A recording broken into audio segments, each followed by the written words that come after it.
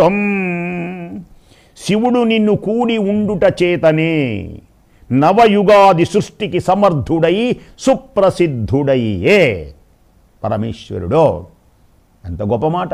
నచేదేవం దేవో నచేదేవం దేవో నఖలు కుశల స్పందితుమపి. నీవు నీ శక్తి లేకపోతే శివుడు స్పందించనైనా స్పందించలేడు. శక్తి స్వరూపిణి నీవు. అర్ధనారీశ్వర రూపంలో పతియే దైవముగా భావించి పతికి కీర్తిని తెచ్చిపెట్టడానికి పతిలో నీవు సగమై ఆ భర్తకు యోగ్యత కలిగించినటువంటి దానివి నీవు. ఈ సృష్టికి నీ శక్తి లేకపోతే స్పందింపలేడు. అతస్త్వాం ఆరాధ్యాం. కాబట్టి నీకు ప్రళమిల్లి హరిహర విరించి దిభిరపి. హరిహర విరించి సుర పూజితాంఘ్ర నఖరి ధర్మ సౌవర్ణ శిఖరి సౌందర్య లహరి. అమ్మా, నీకు ఈ లోకంలో సదా హరిహర హిరణ్య గర్భాదులచే నిత్య పూజలు అందుకుంటున్నటువంటి తల్లివి నీవు. ఆ నఖరి అంటే ఆమె పాదపీఠం మీద కాలుంచితే పారాణి పెట్టుకున్న కాలున్నదే గోరు, ఎర్రనైనటువంటి గోరు. ఆ గోరుకి నమస్కారం చేస్తారు వాళ్ళందరూ వచ్చి.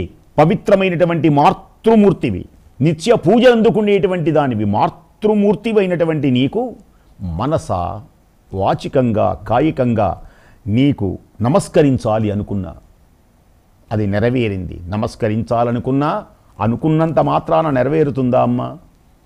నేను సౌందర్యలహరిని చెప్పాలనుకున్నాను, నెరవేరుతుందా? నెరవేరింది భక్తి ఛానల్ ద్వారా. ఒక మాట అమ్మని వర్ణించడానికి ఒక్క పదం నేను అనాలి అనుకున్నాను, ఒక శ్లోకమైన ఒక అక్షరమైన భక్తితో పలకాలి అనుకున్నాను, నెరవేరలా? అది పూర్వజన్మ సుకృత ఫల విశేషం ఉండాలి తల్లి. ఆ పూర్వజన్మ సుకృత ఫల విశేషంతో నేను ధన్యుడనైనాను. ఆ భాగ్యం నాకు ఉన్నది. ఆ భాగ్యము నాకు ఉన్నది కనుకనే నీకు ప్రణమిల్లి నిన్ను వర్ణింప అకృత పుణ్యునకు ఎట్లు కావ్య నైపుణ్యము వదవు. అపుణ్యునకు కావ్య సౌందర్యం వర్ణించలేడు. పుణ్యాత్ముడే ఎటుల కలుగుతుంది? అపుణ్య ప్రభవతి. కాబట్టి పుణ్యాత్ముడికే కలుగుతుంది, అపుణ్యునికి కలగదు. అకృత పుణ్యునకు ఎట్లు కావ్య నైపుణ్యము వదవు. పుణ్యాత్ముడికే నిన్ను వర్ణించాలి అంటే పూర్వజన్మ సుకృత ఫల విశేషంతో త్రికరణ శుద్ధితో అనుకున్నటువంటి వ్యక్తికి నీ అనుగ్రహము సోకటం వల్లనే ఈనాడు ధన్యుటనైనాను, స్తుతింపగలుగుతున్నాను. సమయతత్వరూపిణి సరసవాణి సర్వశక్తి ప్రదాయిని సకల జనని శంకరార్చిత చరణ శ్రీచక్ర శరణ వందనములు తల్లి ఆనందవల్లి సమయాక్ష సర్వమంగళ నీకు నమస్కారం. ఎంతమంది స్తోత్రం చేశారో, ఈ జగజ్జనని మనం స్తోత్రం చేస్తున్నాము రోజు. ఎంత అదృష్టమో తెలుసునా? విష్ణుమూర్తి ఆరాధిస్తున్నాడు.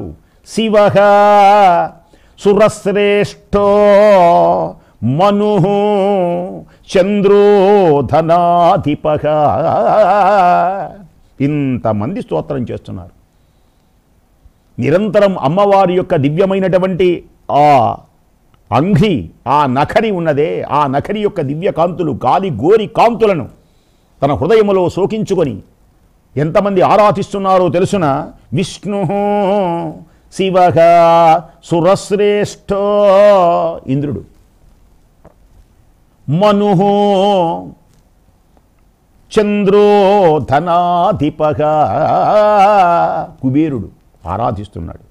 లోపాముద్రా తథాగస్త్య, లోపాముద్రతో అగస్త్య మహర్షి రోజు పూజ చేస్తున్నాడు. స్కంధ కుమారస్వామి, కుసుమా నాయక సురాధీశో రౌహిణేయో దత్తాత్రేయో మహాముని.